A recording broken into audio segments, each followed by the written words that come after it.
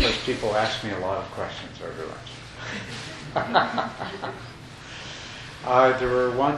There was one set of 2 questions that I thought might be very appropriate to address, but I don't, so I'm going to answer those questions first, but I don't necessarily want them to set the tone for the rest of your questions, just create the foundation for the rest of your questions.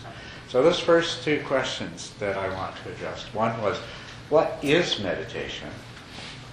And the second question is how does meditation help? How does meditation contribute to achieving awakening? Was that the right version of the second question? Okay. I thought they were good questions. Not because nobody here knows what meditation is, because even those people that are meditating might like to have a clear definition of what meditation is. So I'll tell you what meditation is as far as the way that I see it. Meditation is training the mind. Meditation is training the mind specifically in terms of attention and awareness. These 2 things. It's training attention and training awareness. And then there are a number of interesting outcomes of successfully training the mind in that way. So in terms of what meditation is, what you discovered when you sat earlier today, or any time you sat, is and try to keep your attention on one thing, is the attention tends to move constantly. So in meditation, one of the first things we're training is the attention to achieve some stability of the attention, so that the attention stops its constant movement. Now, this is one of, we're training attention and awareness, and that's because this happens to be 2 things that we have some direct voluntary control over, that our mind does. And in the process of meditating, you'll discover that a whole lot of things that you thought you had control over, you don't. But we can control our attention right now. You can move your attention wherever you want. You can direct your attention to the sensations in your right ankle. And you can direct your attention to sounds. And you can direct your attention to thoughts and feelings and things like that. You can intentionally direct your attention. But normally what happens is your attention is moving all over the place. And in terms of what you can do with your mind, until you can rein the attention in and keep the attention, steady the attention, stabilize the attention, you're somewhat limited in what you can do. And you all know this is true. As students in school, you found that until you gain some control over the movements of your attention, you could never possibly make it through the reading assignment in algebra, for example, or anything else. So we can control attention, and we have the capacity to control attention, and stability of attention is essential for using the mind effectively. So this is one thing that we do in meditation. The other thing is that we have the capability to train awareness, our conscious awareness. And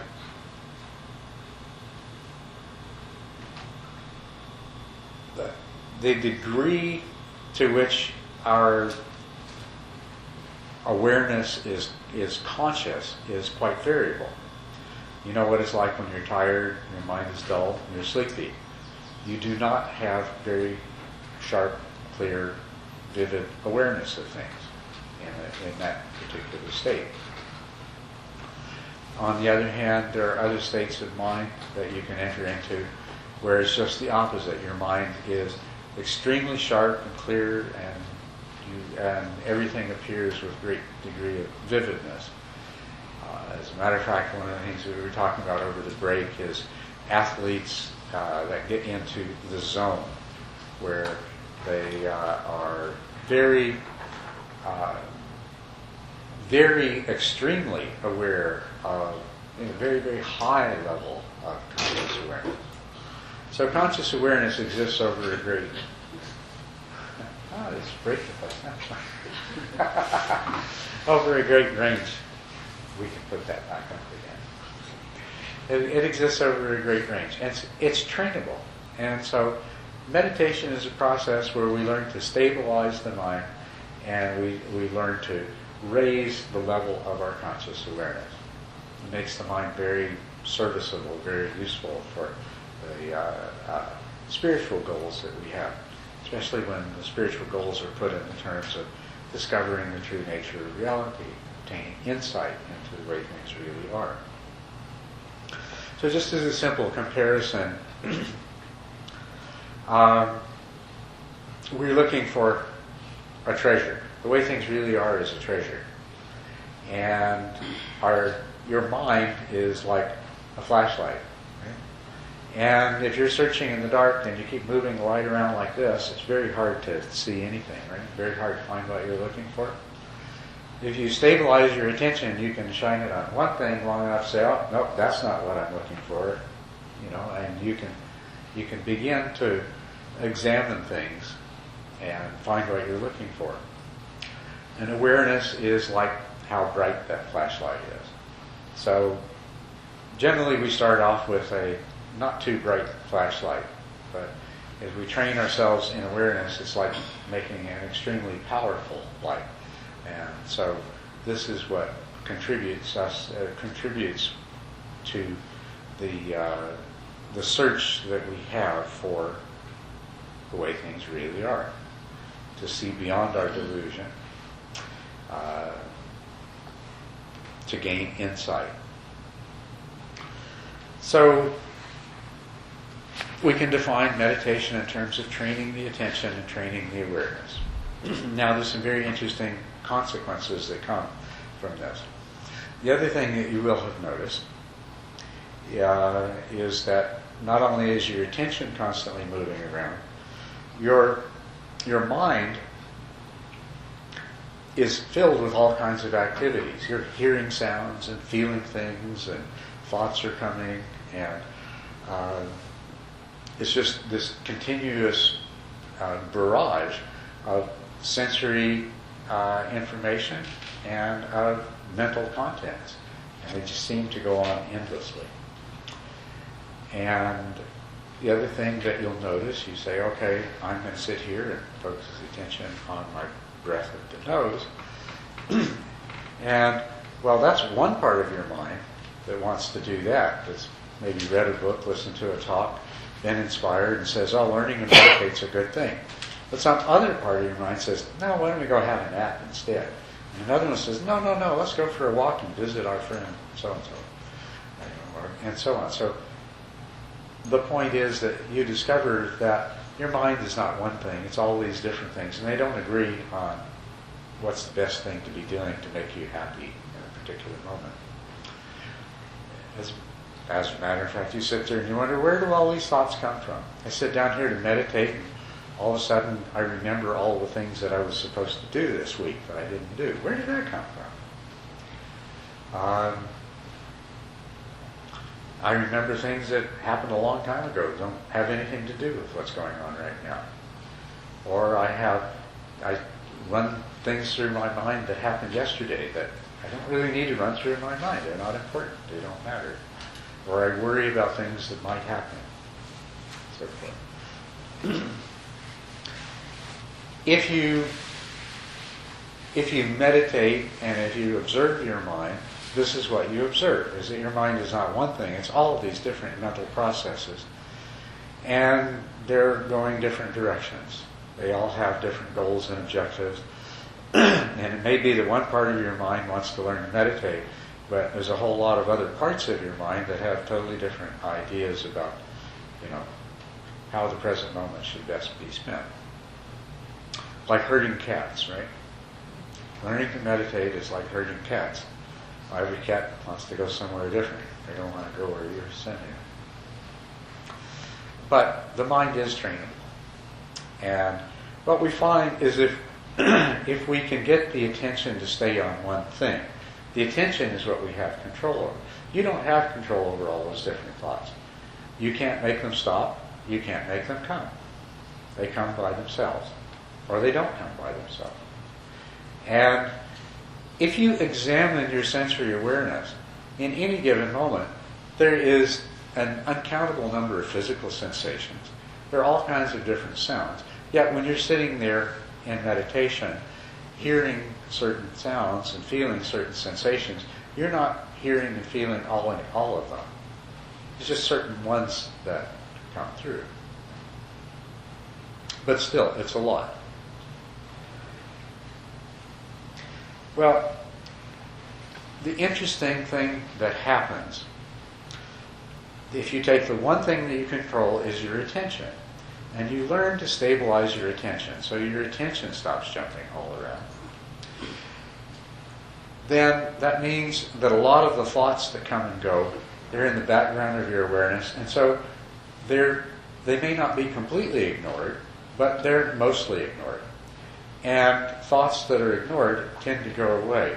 And if you ignore them long enough, they stop coming. And sounds.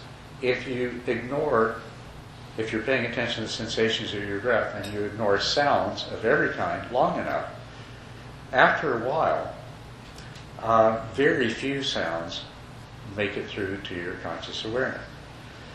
You notice you have a zillion sensations coming from your body, and only certain ones make it through. And if you consistently ignore the sensations that do come through, after a while, fewer and fewer sensations come through.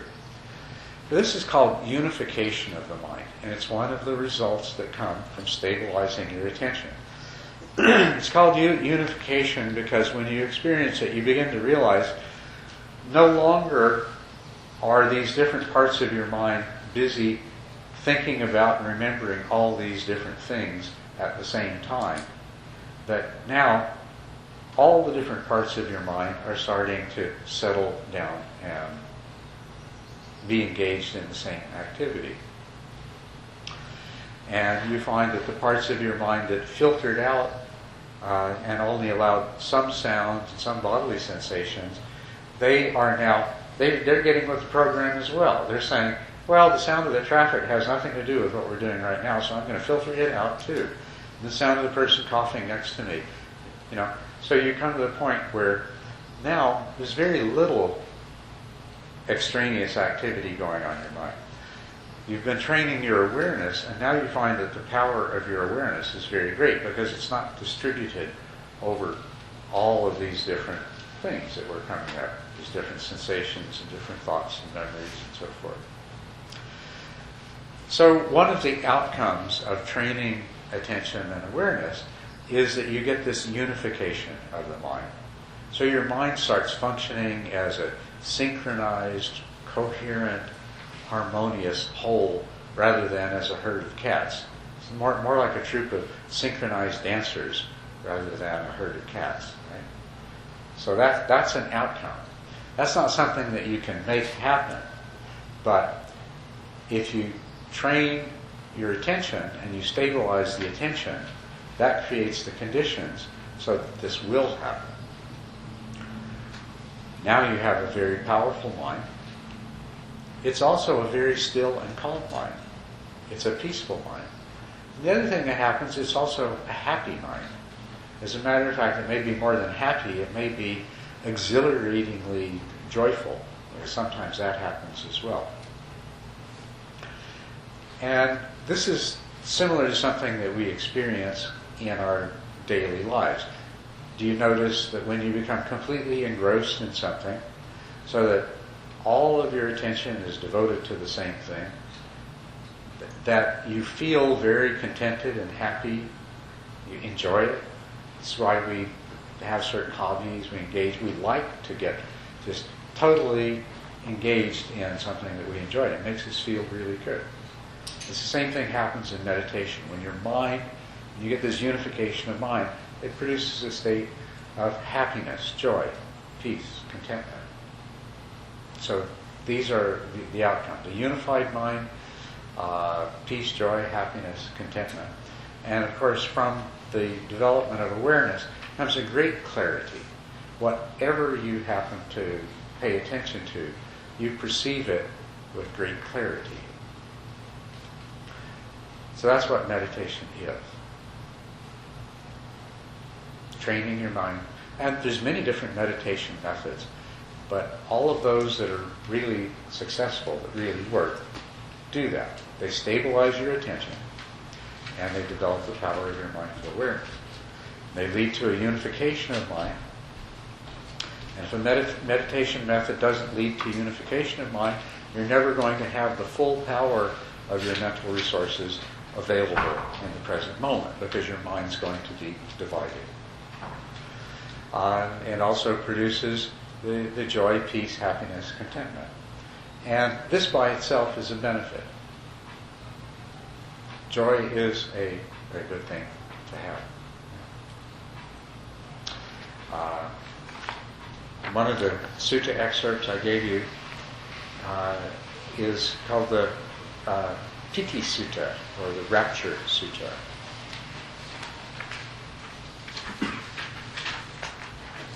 When the mind becomes imbued with pleasure, joy, happiness, and if you're a skilled meditator, when you get up from meditating, it still retains that state of pleasure, joy, happiness.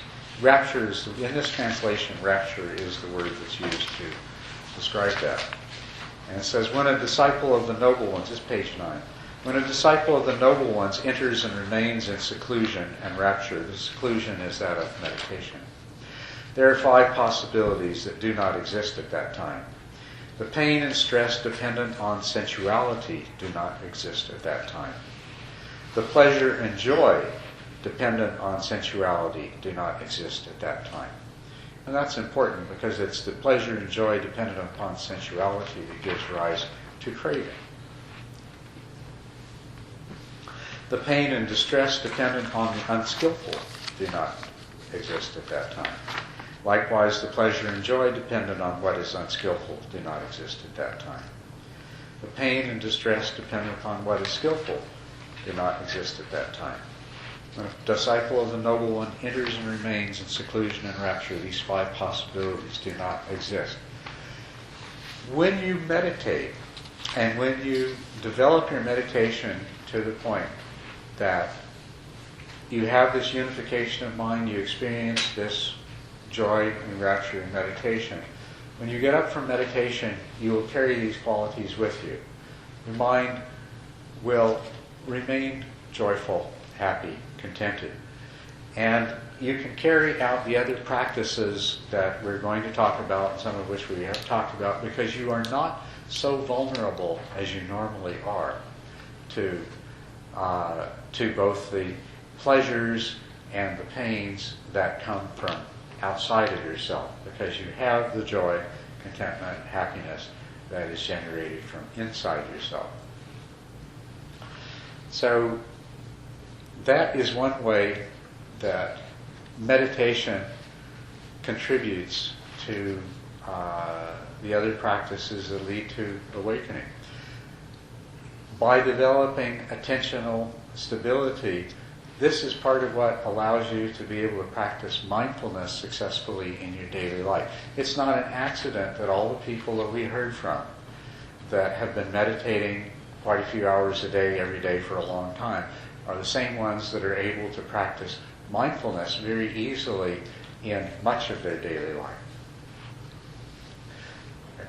Because the two are connected.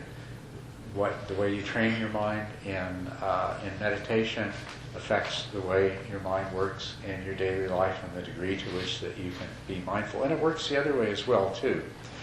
In a way, if you meditate for an hour, if you divide your daily life into meditation and make it completely separate from what you do the rest of the time, then what you'll find, you meditate for an hour, you get to a pretty good state, and then you go off and for the next 23 hours, your mind just, all of the training that you did just goes bluey, right? So you come back and you sit down again, and it's, you got a long way to go. Maybe if you're lucky, by the end of the hour, you're kind of getting to a good place again. But if you don't make the two so separate, if you end your meditation, you continue to practice mindful awareness, and if you continue to sustain some of these qualities you've trained yourself in, then when you sit down to meditate again, it's going to be, you're going to very quickly get back to the same place that you were before. Meditation reinforces the other practices in many different ways, and doing the other practices will help to reinforce and improve the quality of your meditation. How does this contribute to achieving the ultimate goal of awakening? The ultimate goal of awakening is to awaken from the illusion that our minds create, the illusion, the delusion that I spoke of earlier. To penetrate that delusion, we need to have a clear, powerful mind, and we need to apply that clear, powerful mind to examining experience as it happens, to examining reality as it unfolds moment by moment. If we can examine reality as it unfolds moment by moment, its true nature will reveal itself to us. One important thing to notice about this, there is no element of faith required. There's nothing to believe, no doctrine. Anything that I or any other Dharma teacher might tell you about in advance about what you're going to discover will not change what you discover if you apply the mind trained in meditation to observing reality. Now, it may speed up the process because it will help you know what to look for. But if you train your mind in clarity and focus, and you examine reality as it unfolds moment by moment, you are going to discover things about reality. So you're going to discover what really is the way it is, not some view that somebody has convinced you of or persuaded you of, or that you've become attached to because it sounds really nice. You're going to discover the way things really are. The only thing that you have to take on confidence is that the method will work, that if you practice it, it will lead to this result, and that what you will discover, although when I tell you what it is, it may not sound very attractive, you'll discover that yourself is an illusion and the world, the way you perceive it, is an illusion. But you will come to know things as they really are, and that will liberate you from your suffering. That when you come to know that, it will produce a change in the way that your mind works. And your mind will keep on doing its thing, but it's going to do its thing in a different way. You're going to have an awakened mind, an enlightened mind, and you're going to be a person whose happiness is not dependent upon external circumstances. You're going to have wisdom, and because of the wisdom, so wisdom is the opposite of delusion. You're going to have wisdom, because of the wisdom, you're going to have an end to suffering. So that's the only thing that you need to have, not faith in, but confidence in, is that for 2,500 years that people have been doing this successfully, and that it does work. Does that answer your two questions? Good, thank you. All right, next question. I noticed in the Sutta, the Buddha talks about 5 possibilities. Yes. And so the 6th possibility is not in here, right, for a good reason? Good point. Yes, and the 6th possibility is? That's pleasure and joy dependent on what is skillful. Yes, that's right. And that's rapture, right? Yes, that's right. That's the pleasure and joy dependent upon what is skillful. That's the pleasure and joy that arises from within and is not dependent upon external circumstances. Yes? I have a question. When I try to practice on a daily life, I have some discoveries that when you're doing some simple things, it's easy to keep your awareness and mindfulness. But when something needs your more brain processing, you need more brain power to process it, more complicated situation, then you're gonna lose your mindfulness. Exactly. Yes. So what's the solution? Okay. Well, this is a very important point. I mean, what it says to you, first of all, really clearly. The question. Repeat the question. Yes, thank you. We do this for the sake of the recording. Jesse's observation was that when he's doing something simple, it's easy to be mindful. But when you do something that requires more of your mind, more of your brain, that you lose the mindfulness. Or, it's not necessarily that you're doing something that requires more. I mean, that's certainly true of that. But it also happens when something comes up that overwhelms your mind with emotion or other things like this. But the important thing that this points out to you is that you have a limited capacity for conscious awareness. You've only got so much, and when it's completely filled with something, there's none left over, right? Yes? But the capacity can be enhanced, is it? Exactly. The capacity can be enhanced. The other thing it can be enhanced, the other thing that you come to be able to do is to set aside a certain amount of limited capacity. And now, it depends on what you're doing. If you're dismantling a bomb, you don't want to set aside any of your capacity for reflecting on your mental state or anything, right? You want all of your total awareness. If you're flying a jet aircraft at 600 miles per hour, you want to use all of your mental capacity for the task at hand. But when you're having a discussion with a friend over coffee, it may be difficult, but you can learn to reserve some of your capacity for conscious awareness for practicing this sort of mindfulness. But you have to train yourself to do that. And you have to do it, doing it in simple situations will make it easier to do it in the more complicated situations. You have to remember to do it, and you have to train yourself to be able to do it. In your meditation, the more you enhance your capacity for mindful awareness, the easier it will be. The other thing that we learn to do in meditation, though, in cultivating awareness, is to cultivate introspective awareness. So when you're meditating on the sensation of the breath at your nose,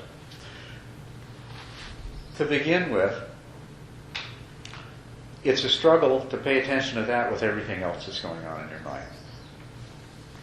As you start to have more stability in your attention, then it's at that point that you can start to expand your awareness. And you can start to be in that place of having introspective awareness that, yes, my mind is still observing the meditation object clearly. Or my mind's becoming a little bit dull and fuzzy. I can sharpen up my awareness. Or I feel my awareness being drawn towards this distraction or that distraction. You start to cultivate introspective awareness. And as the power of your mindful awareness increases, you get better and better at this until you get to the place where you're watching your mind watch the meditation object. And if you sit like that for an hour, or 2 hours, or 3 hours in a day, then when you get up and you watch your mind as your mind controls your body and walks you into the kitchen and pours yourself something to drink and makes a sandwich and so on and so forth. It gets to be natural to have that continuing introspective awareness. And of course the phone rings and somebody says, oh, there's this big problem I've got. You might start to lose your mindful awareness. But the more you practice in that way, the easier it is to retain some part of that mindful awareness, or at least to come back to it. Like talk your way through the situation, you hang up the phone, you come back into mindful awareness. It becomes more habitual and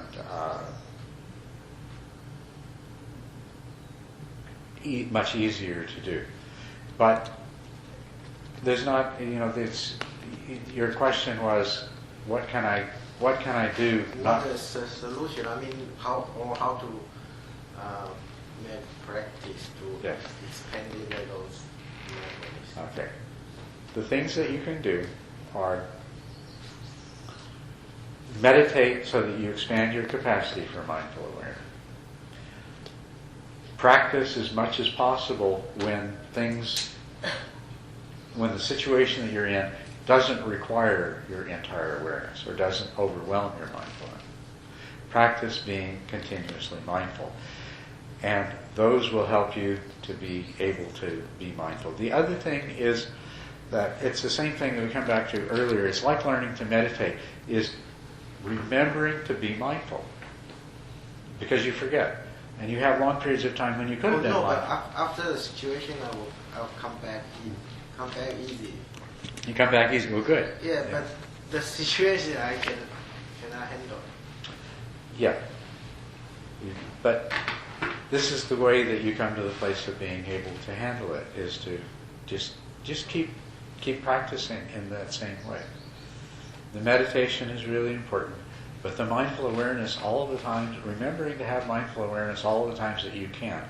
Yeah, you'll have these gaps. As a matter of fact, once again, it's just like meditation. In the third stage of developing concentration, you stay with a meditation object for long periods of time, but there's these gaps. Every now and then, you're gone. And so, in that stage, your job is to patch the gaps. So what you're saying is, where your mindful awareness is right now, you have gaps. So now you've got to work on patching those gaps. Okay. Yeah. So it's the same process. I have a second question also. When I watch my mind and I have something confusion, I don't know if you can explain to me. I want to know what the subconscious relative to the sixth conscious and the fourth other grade. The four. Five hour. Oh, five aggregates. And the fourth is the mental formation. Mm-hmm. Yeah, what's the subconscious related to the mental formation and all the eighth conscious, all the seven, eight conscious? That's a technical question. Yeah, because I watched it, I saw something there, but I cannot understand all the process. Not everyone here is familiar with five aggregates, I think. And so, let me put this in more general terms, all right? There is a lot going on in your mind of which you're not consciously aware. And that is what determines how you perceive things and your reactions to things, right? So, this is the kind of mental activity that constitutes mental formations. It is all your stored conditioning from the past, your memories, what determines how your mind is going to respond in the present moment to whatever arises. The response it's going to generate is going to be your current perception. So you are conscious of your perception. You may be conscious of the sensations, of the forms that give rise to that perception. You're going to be conscious of your perception of what you're experiencing in the moment. You'll be conscious of your feelings, of pleasant or unpleasant or neutral, that's associated with what you're perceiving and the sensations that you're experiencing. But what you will be least conscious of are all of the subconscious processes that determine how you perceive, how you react, what kind of decision that you make, that determine your actions and things like that. So, of of the five aggregates, this aggregate of mental formations is perhaps the most important in terms of what makes us be what we are and behave the way we are. But it's the one that is least available to consciousness. Now, in your meditation and your practice of mindful awareness, you will begin to become more aware of this aggregate of mental formations. Or to put into more ordinary language, you'll become more aware of all of the subconscious processes which are determining the kind of mental behavior and, of course, speech and physical behavior that follow from that. But you become aware of what lies behind the mental activity that you are consciously aware of. More and more of that will become apparent. Is that what you're referring to? Yeah, that's why I find I have find something there, but I don't understand how it works. So if I know how it works, maybe it's easier for me to keeping watch those more deeply. Yeah. So. Well, the practice that we started out today talking about is one of those ways for understanding how these things work. We have a perception, and it causes a feeling of unpleasantness, of dukkha. And without practice and without training, that's where it stops. We say, this thing makes me unhappy. But if you do the practice we talked about, you said, dukkha, there must be craving. Craving is going to be, that's within the aggregate of mental formations. If you look into your mind to discover the craving that lies behind the dukkha, you will have begun to see into the aggregate of mental formations.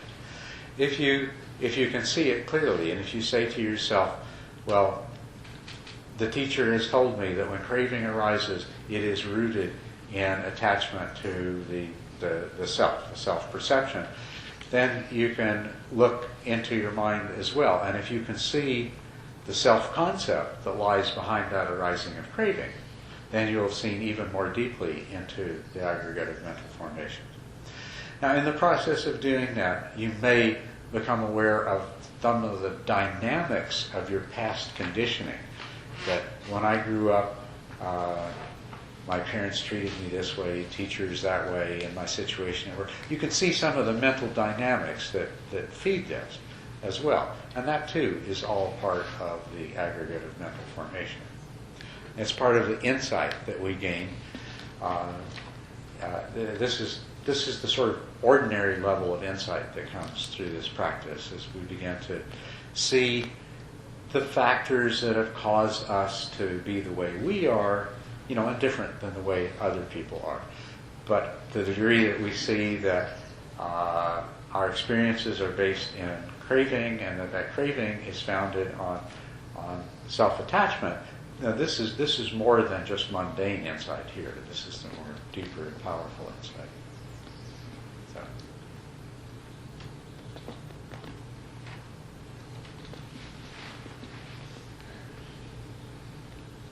Yes, Chris. When you were describing meditation earlier, you were using the words attention and awareness, and I think you used the same analogy with the flashlight, and you used the words concentration and mindfulness instead. And I was wondering, was that a deliberate change of terms, or does it make any, is there some different meaning? No. There's overlapping meanings, and so attention, concentration. When we say the word concentration, of course that implies attentional stability. To concentrate on something is to have attentional stability on that thing. But concentration implies more than that as well. It also implies not only the stability of the attention, which you can think of the attention as being directional.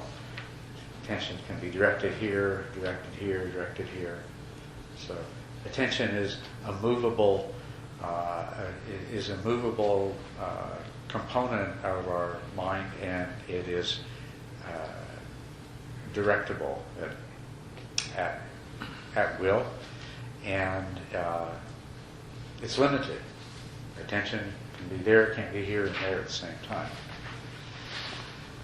But then there's another aspect of our conscious awareness. You can focus your conscious awareness on the sensations of the breath at your nose, and that's the focus. That's, it's like visually, I can look at this, but that doesn't mean it's the only thing that I see. I'm looking at it, I see it very clearly. But in my peripheral vision, I can also see quite a few other things. The degree to which I pay attention to things in my peripheral vision is going to diminish somewhat the clarity with which I see the object I'm looking directly at. And as a matter of fact, if I wanted to obtain the maximum visual information I could from the object, what I would need to do is to focus on in such a way that I really excluded all the peripheral stuff from my awareness. And this is the way concentration is. It's what we mean by concentration. Not only is our attention stable, but we can also gather in our conscious awareness to a single focal point. And so this is the aspect of concentration that goes beyond the mere directional focus of attention. Did I make that clear? Well, I was just wondering why you used different terms. If there was a reason. Only that the only reason is that I think the most important thing to understand. I was explaining what meditation is. And the most important thing to understand, I think, about meditation is that you want to control the one thing that you can intentionally influence, which is how your attention is directed. If I said to you, which I have in the past, I've said meditation is about developing concentration. And what I've discovered is that concentration is too general a word. People think, like I say, when I use the example here of how concentration is different from attention, people think, okay, if I concentrate on the sensations of my breath in the nose, it means I should have no thoughts. I should not be aware of the sound of the air conditioning or the traffic or somebody coughing. And so they try to suppress thoughts, and they try to suppress this other awareness. And that's actually counterproductive. That's, if you can't suppress those things, and if you try to, you end up feeling very frustrated and restless, and I don't like this meditation stuff, I'm going to go have a beer instead. It's a lot more fun. So I did intentionally say attention, because I found that when I say concentration, people assume that I mean that you're supposed to be able to block things out, and you're not. If you control where your attention goes, then a lot of the noise in the mind will quiet down by itself. You can't make it quiet down. So I don't want to use a word that makes somebody inclined to think they're supposed to do that. I thought there was a reason. Yeah. Yes, Michael? The times that I have more difficulty maintaining my mindfulness usually is when a thought is very, very engrossing, and usually it involves more craving or more aversion. And as we meditate, as we practice more and more naturally, we don't get engrossed so easily with different kind of thoughts. And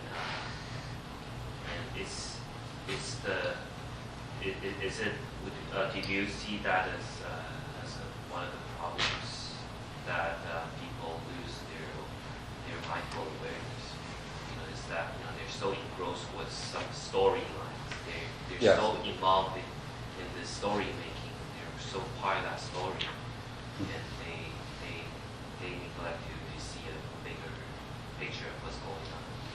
Yes, that's exactly what happened. They become too engrossed in the story of whatever it is that they're involved in the moment. And that is And you're right too in saying that the things that cause that to happen are the things that arouse the most craving. The more craving that you have, then the more completely engrossed you're going to become in the story, in the content. And you get so engrossed in the content that you lose your mindful awareness, and instead you're in a place of no mindful awareness and a lot of craving for however long that lasts. So. Similarly, I observe people who are very engrossed in their story making, and they're really, really angry. That's how people get really, really feel angry. They feel justified, believe so, because they believe the story to be, the ultimate truth, and they want to shoot somebody's head off. Yes, that's true. And that's one of the things that you'll notice if you practice mindfulness and you pay attention to anger. One of the interesting things about anger is it always justifies itself. It somehow, when the emotion of anger arises, it turns on the story-making part of your mind that makes up the most convincing story why you're totally justified in being angry, why you should be angry, and all the things that you can do about it and everything else. So that is a really good example of a mental state. Anger is a mental state that you'll really get lost in the storytelling. And if you believe in the storytelling, then you've lost all of your defenses against the mental state. Because the story tells you that it's impossible, that no reasonable, sane person could be anything but angry under these circumstances. So you're convinced, and you're stuck with your anger, and then the story goes on until eventually it gets so elaborate you say, well, wait a minute, no, we'll skip the part of the story about going out and killing a guy. But it's a very convincing story associated with anger, always. It seems justified. I'll point something out to you that I thought of when Michael was mentioning this. It's another one of the parallels between what occurs in meditation and what happens when you try to practice mindfulness in your daily life. Now, when you first begin to meditate, what happens is you're either distracted, or when you're able to stay with the meditation object for a little while, you tend to get too engrossed with the meditation object. You tend to get absorbed. And when your mind is not well trained yet, and you get absorbed into the meditation object, then you have no introspective awareness. Your mindfulness is gone, you're absorbed in the meditation object, so some other thought comes along and grabs you and you're gone. You have no defense. So when you are learning to meditate until you've achieved a high degree of mental stability, it's better not to become too closely absorbed into your meditation object, because that way you become aware when a thought's come along that's pulled you away, and you can refocus your attention. The same thing is true in your daily life, is that anytime you become too engrossed in something, you're completely vulnerable. When you become totally, say you are doing something on the computer that requires all of your attention, and you become completely engrossed in it, you don't really have much mindful awareness at that point. So if somebody comes along and says something, or you get a phone call at that point, you might react without the mindful awareness that you would have wished that you had. So you have to be aware of this. Sometimes you do have to do things that are going to engross your attention. And what you can do is just try to recognize that and be on guard. Say, okay, I'm vulnerable in this time. I'm vulnerable to something happening, some thought arising, some event, whatever, that I'm going to approach without mindful awareness. And hopefully that will, if that kind of thought or interruption comes, that intention will trigger you coming into a place of mindful awareness. So much of it is habit. You are a creature of your conditioning. Everything that you are now is a result of your past conditioning. If you want to become a different kind of person, you have to condition yourself to be a different kind of person. So condition yourself to be mindful. Plant the intention to be mindful. And expect the fact that you're going to have the periods when you lose your mindfulness. In meditation, before you've developed continuous introspective awareness, it's intermittent. So you check in. But you can do the same thing even when you're engrossed, when you're involved in something that's quite engrossing, is you can develop the habit of just checking in with yourself. Even though it interrupts what you're doing, it'll only interrupt what you're doing for a second or a few seconds, to just check in with what's my mental state? What am I reacting to? Where am I? And that creates the habit. Not that anything of great significance is necessarily going to happen each time you check in, because most of the time it isn't. But if you create the habit of checking in,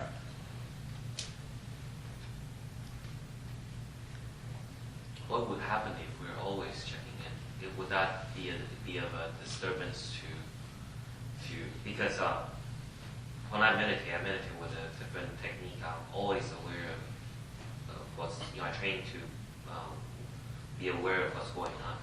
How I can focus in on certain objects, but then I'm also having introspective awareness kind of constantly.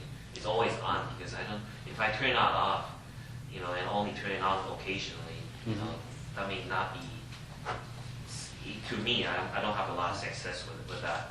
Mm-hmm. Well, what you want to be ultimately is you want to have that mindful awareness all the time. That's ultimately where you want to get to. Checking in periodically is just it's a way of getting there. So so you do it as much as you need to and you work towards having more continuous awareness. But obviously, you do a kind of work that involves being very involved in what you're doing, right? For periods of time. So the only way that you can remain mindful while doing that kind of very engrossing work is to greatly expand the power of your mindful awareness. And what you're going to find, though, is that with that expanded power of mindful awareness, you're going to want to devote it more fully to what you're involved in.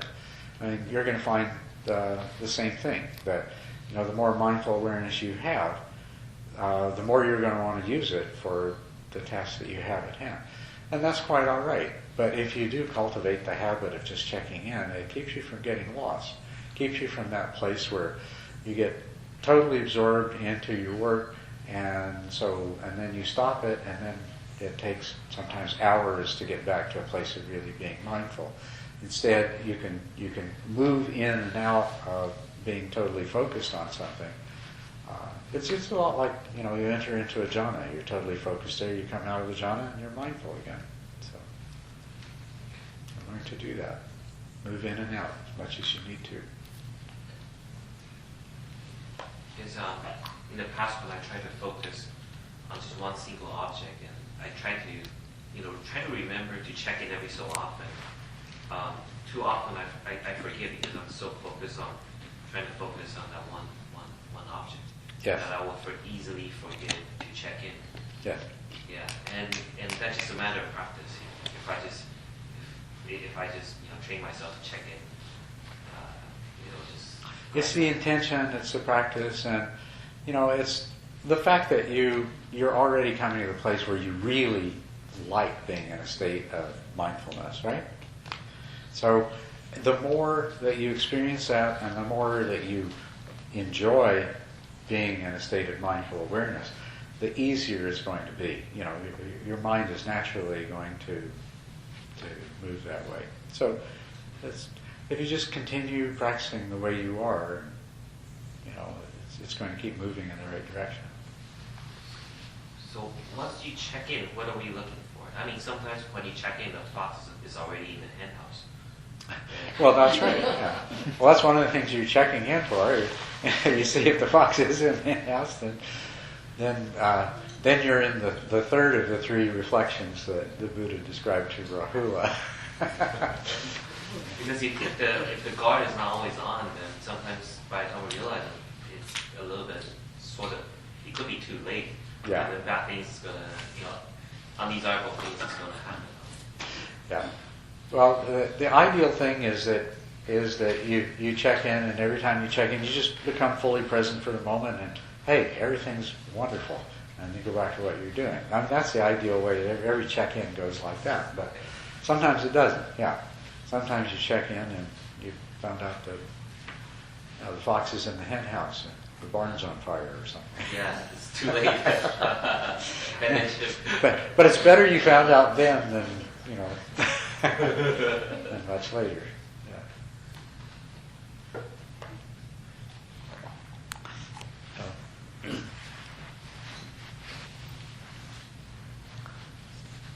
So let me hear from some of the others of you. I've been talking now to several people who've been doing a lot of mindfulness practice in their daily life.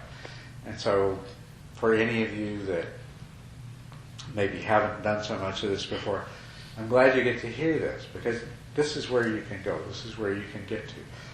And it's not that far away, and that's not that difficult to attain. But yeah, I'd like to hear from you. Like, how do you feel hearing these things, and what do you think of them?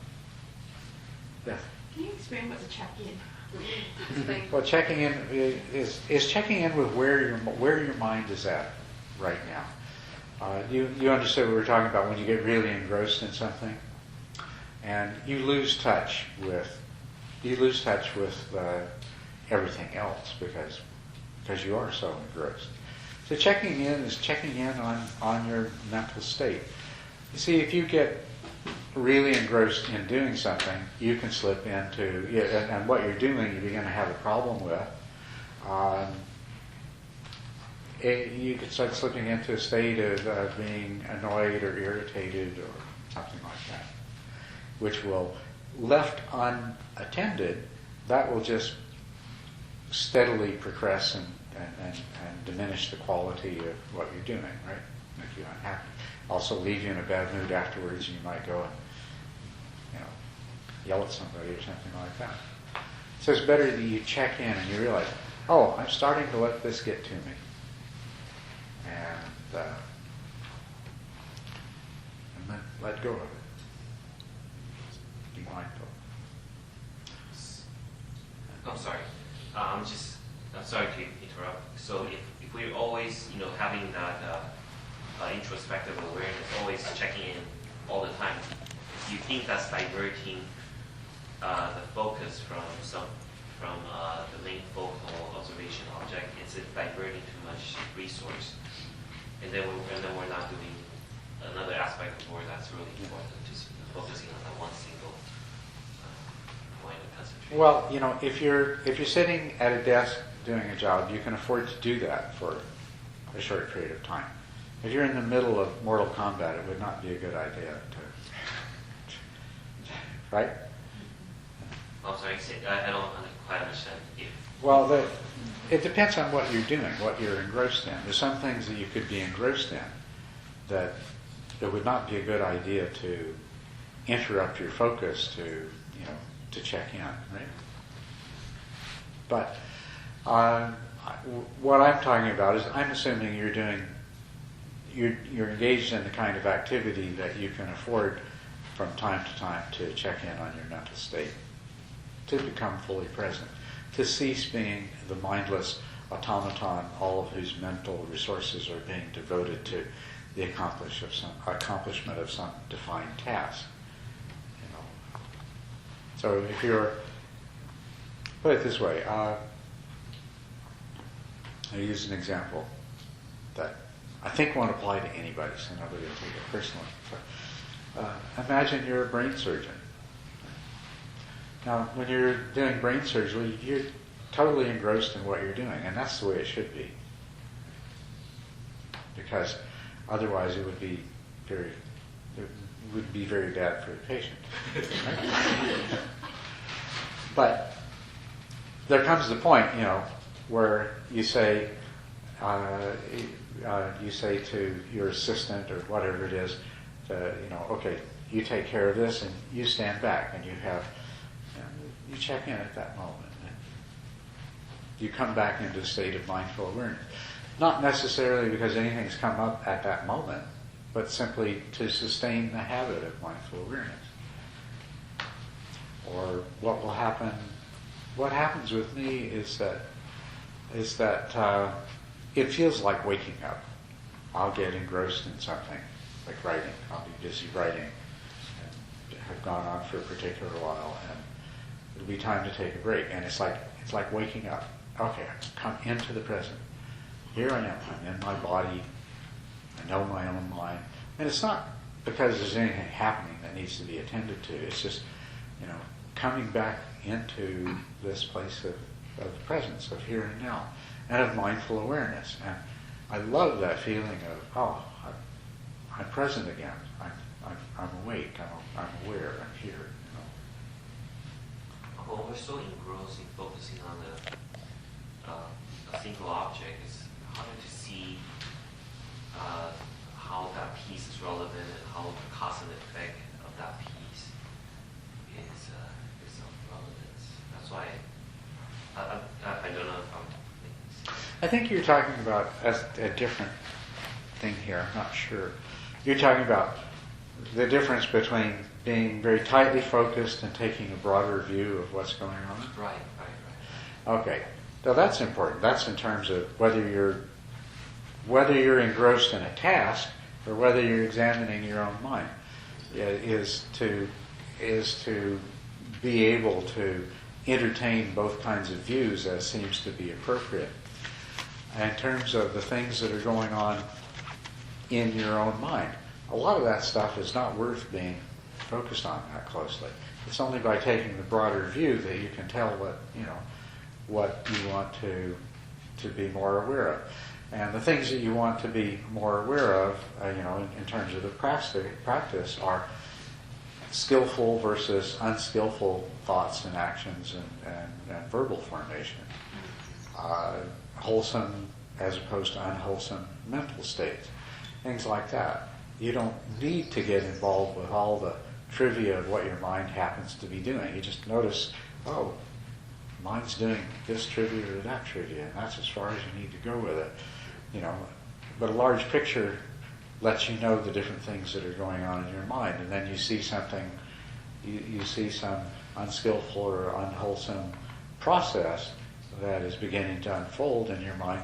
That's the time time for me to focus in on this and take a closer look. But if you're working on some task, you do the same thing anyway. You look at it from different perspectives and from different scopes so that you can direct your activities in a productive way. You're doing the same thing when you're practicing mindful awareness. I'm engrossed in something, like I'm writing something and somebody distracts me, I'm quite irritable. Mm-hmm. So obviously there's not a very good introspective awareness of understanding what's going on in the mind. But the important thing is, the really important thing is that you recognize the irritability when it arises. Okay? And this is good to illustrate what mindful awareness means and what it is. Any of you might be working on something that's important to you and somebody interrupts you and you'll feel irritated.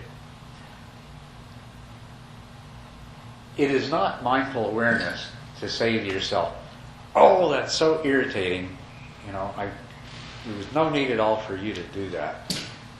And here I was doing this important thing, and you came and distracted me with your." That's what everybody does. That's not mindful awareness. Mindful awareness is you're interrupting. You say, irritation arising. Do I need this irritation? No. And you move on in an appropriate way. And if the irritation stays, you remain aware of it and you continue to regard it in an appropriate way, to be mindful of it until it passes away. But how does it benefit you to distract yourself by checking in? I mean, Michael was giving the example of if you're writing something, and if the creative juices are just flowing and you're getting along with this and you have great thoughts, how Then would you it don't- benefit you to just You're not, check in? no, at that point, you're not going to interrupt yourself. I think he was talking about if somebody else interrupted you. And you Well, that's right. He was talking about if somebody else does, but Yeah. checking in seems to me you're deliberately doing it yourself. Yeah, and I wasn't saying that you would interrupt the I write as a creative flow. But there's a point comes where it's appropriate to check in. You finally got the meaning you want expressed, you finished the paragraph. Before you dive into the next one, you can take a moment to just check on where you're at. By that time, maybe the fox is already in the hen house. It may be. And maybe what I wrote was But jump. chances are it won't be. If you've really been engrossed in what you're doing, chances are there was no foxes because there was no hen house. The hen house is a collection of mental processes that would feed into unwholesome thoughts and unwholesome activities. So I'm not, when I'm saying checking in, I'm saying the whole idea of checking in as opposed to continuous mindful awareness is that, yes, indeed, sometimes there are kinds of activities that require our full, our maximal attention. And so we don't divide our attention into the doer and the watcher. We're just totally engaged in the doing. So those are the occasions where checking in is appropriate, but not a checking in that interrupts the flow of things. Mm-hmm. It's Or would the checking in amount to sort of asking yourself, well, how am I doing with this? Is that... It can be that. It's just sustaining the habit of coming into presence from time to time. And the reason is that if you don't do that,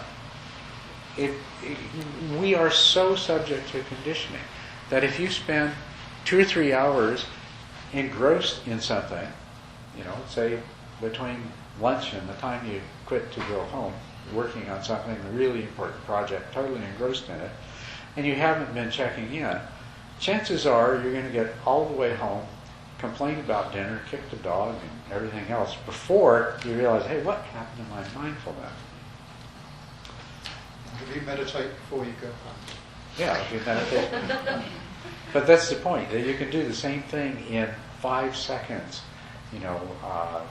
or 3 seconds, several times during the course of that period of time, and you don't lose your edge that way. I found that it's opposite way. Is for practice mindfulness, I would like to check in as much as I can. Yes. However, sometimes forget to check in. Yes, sometimes you forget to check. And that is come to the point to say, sometimes frustrated to say, how come I forgot to check in? But that's the conditioning part of it. Because what you tell me, do you say, oh, I think I'll remember to check in now? No, you remember to check in. That comes from, where does it come from? You don't do it. So that's what I'm talking about. You condition yourself to remember. And if you don't remember, it's because some other factor has overwhelmed the degree of conditioning that you have. So you condition yourself more strongly so the next time you remember. Because the remembering comes from a subconscious place. Remembering is coming from a place that you don't have direct intentional control over, that you create by practice and by repetition and by conditioning yourself. And for your question, for what's the benefit for checking? For myself, I observe it's a tremendous benefit to check in, because when I check in more often, I feel I can see things more clear. If I'm not checking, I just follow my emotion or follow the story or follow things, and I got caught on the things instead of have a distance. And then it just makes you feel better? Is that what you're saying? I feel much clearer if I can check in from time to time. If I can check in all the time, I feel that way. She's saying clearer rather than better. It's the aspect of clarity that is important. But that feels good. if you know. So I've been doing some work around the house. I've been replacing the frames around the doors, with the nails in it. Get very engrossed. It's fun. I like doing it. And a couple times I checked in. I don't know what made me think of it, but oh yeah. And the thought I had was, it makes me remember to enjoy it. Yeah. It's like you're so engrossed, you don't even remember how fun this is. So you can remind yourself to enjoy what's going on. That is a very important thing. Yes, the mind left to its own devices takes everything too seriously. Yeah. So that's another good thing about bringing yourself into the pleasant moment. Yeah. Come into the present moment and you rejuvenate yourself through recognizing what a good place it is to be.